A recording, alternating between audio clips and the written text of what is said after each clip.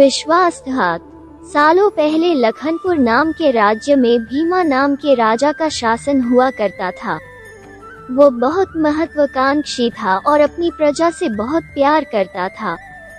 उनके राज्य में चारों ओर खुशहाली थी, लेकिन राजा रानी खुद हमेशा दुखी रहते थे। उनके पास धन, दौलत, शोहरत सब कुछ था, लेकिन उनकी संतान न थी।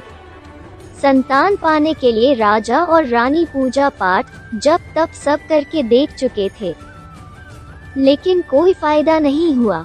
एक दिन महर्षि के कहने पर राजा ने महायज्ञ कराने का फैसला किया। यज्ञ और भगवान के प्रताप से राजा को एक बहुत सुंदर कन्या की प्राप्ति हुई। राजा रानी के साथ पूरी प्रजा खुशी से झूमने लगी। राज्य में चारों तरफ खुशी का माहौल छा गया। राजा ने सारे नगर वासियों को पिता बनने की खुशी में भोज पर आमंत्रित किया। धीरे धीरे समय बीतने लगा। राजकुमारी बड़ी होने लगी। वो काफी सुंदर और गुणवान थी।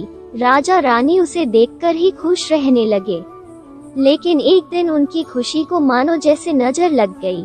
राजकुमारी बीमार पड़ गई। बड़े बड़े वैद्य, नीम हकीम सब इलाज में जुटे, लेकिन कोई फायदा नहीं हुआ। दिन प्रतिदिन राजकुमारी की हालत बिगड़ती जा रही थी। राजकुमारी के ऊपर कोई दवा असर नहीं कर रही थी।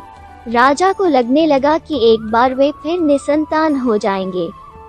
एक दिन दूर देश से एक वैद्य राजा के महल पहुंचा। देखने में वो अजीब सा था और उसने ठीक तरह से कपड़े भी नहीं पहने हुए थे, जिस वजह से सैनिकों ने उसे राजमहल में प्रवेश करने से रोक दिया। वैद्य ने राजा से एक बार मिलने की बहुत गुजारिश करते हुए कहा कि मैं राजकुमारी को ठीक कर सकता हूँ, लेकिन किसी ने उसकी बात पर यकीन नहीं किया। सैनिक उस वैद्य को राजा के पास लेकर गए। वैद्य ने सबसे पहले राजा को अपना परिचय दिया और कहा कि मैं आपकी बेटी को ठीक कर सकता हूँ। राजा उसकी बात सुनकर प्रसन्न हुआ, लेकिन उसका रहन सहन देखकर राजा ने भी उस पर यकीन नहीं किया। उधर राजकुमारी की तबीयत दिन प्रतिदिन खराब होती जा रही थी, इसलिए राजा किसी वैद्य पर यकीन नहीं कर पा रहे थे। लेकिन उस वैद्य का आत्मविश्वास देखकर राजा ने उसे एक मौका देने का फैसला किया। राजा ने वैद्य को बोला कि अगर राजकुमारी ठीक नहीं हुई तो अंजाम भुगतने के लिए तैयार रहना। इस पर वैद्य ने बोला ठीक है, लेकिन अगर राजकुमारी ठीक हो गई तो मुझे क्या मिलेगा? राजा ने कहा जो मांगोगे मिलेगा। वैद्य राजी हो गया। राजा खुद उस वैद्य को लेकर राजकुमारी के पास गया। राजकुमारी बिस्तर पर बेजान सी लेटी हुई थी। ऐसा लग रहा था जैसे किसी ने उसका सारा नूर निकाल लिया हो। चेहरा दर्द में डूबा पीला पड़ गया था। वैद्य राजकुमारी के करीब पहुंचा और नब्ज टटोलने लगा। फिर उसने थैले से जड़ी बूटियों से तैयार दवा की पुड़िया निकाली और राजकुमारी के मुंह में डाल दी। वैद्य ने राजा और रानी से बोला कि आपकी बेटी जल्दी ठीक हो जाएगी। वैद्य की बात सुनकर राजा रानी के मन में बेटी के ठीक होने की एक उम्मीद की किरण जाग उठी। ऐसे ही इलाज करते हुए 2 महीने बीत गए। धीरे धीरे राजकुमारी की हालत में सुधार होने लगा। उसके चेहरे की चमक लौटने लगी। राजा रानी के चेहरे की खुशी भी झलकने लगी। एक दिन वैद्य ने राजा से कहा, महाराज, राजकुमारी अब ठीक हो गई है।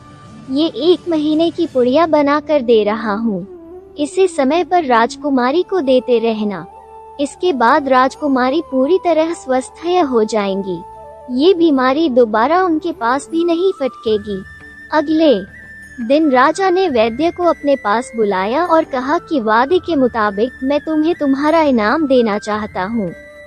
बताओ तुम्हें क्या चाहिए? वैद्य बोला, सोच लीजिए राजा जी, आप अपने वादे पर कायम रह पाएंगे। राजा ने बोला, तुमने मेरी बेटी को स्वस्थ किया है, बोलो क्या मांगते हो? वैद्य ने मुस्कुराते हुए कहा, आपका आधा राज्य और बेटी का हाथ। इतना सुनते ही राजा आग बबूला हो गया। उसने कड़कते हुए कहा, तुम होश में तो हो? अगर तुमने मेरी बेटी के प्राणों की रक्षा न की होती तो तुम अब तक यमलोक पहुंच गए होते। उसने सैनिकों को आदेश दिया कि इसे राज्य से बाहर निकाल दिया जाए। वैद्य कुटिलता से मुस्कुराते हुए वहां से चला गया। इस घटना के कुछ दिन ही बीते थे कि एक दिन फिर राजकुमारी की हालत बिगड़ गई। उसका शरीर नीला पड़ गया। आनन फानन में राजवैद्य को बुलाया गया। राजवैद्य ने बताया कि राजकुमारी को जहर दिया गया है। इसका तोड़ किसी के पास नहीं है। कुछ देर बाद राजकुमारी ने दम तोड़ दिया। पूरे राज्य में मातम छा गया।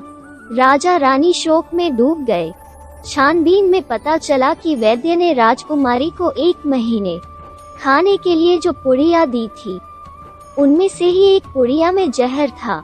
वैद्य को पहले ही शक था कि राजा उसकी बात नहीं मानेगा, इसलिए उसने एक पुड़िया में जहर भर कर रखा था।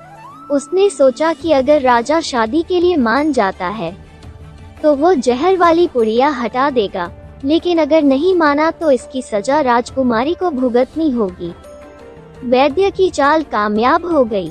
कहानी से सीख, अगर किसी से कोई वादा किया है तो उसे पूरा जरूर करना चाहिए। फिर मिलेंगे दोस्तों एक नई कहानी के साथ। तब तक के लिए हंसते रहें, मुस्कुराते रहें, अपना ख्याल रखें और इसी तरह हमारे साथ जुड़े रहें। धन्यवाद।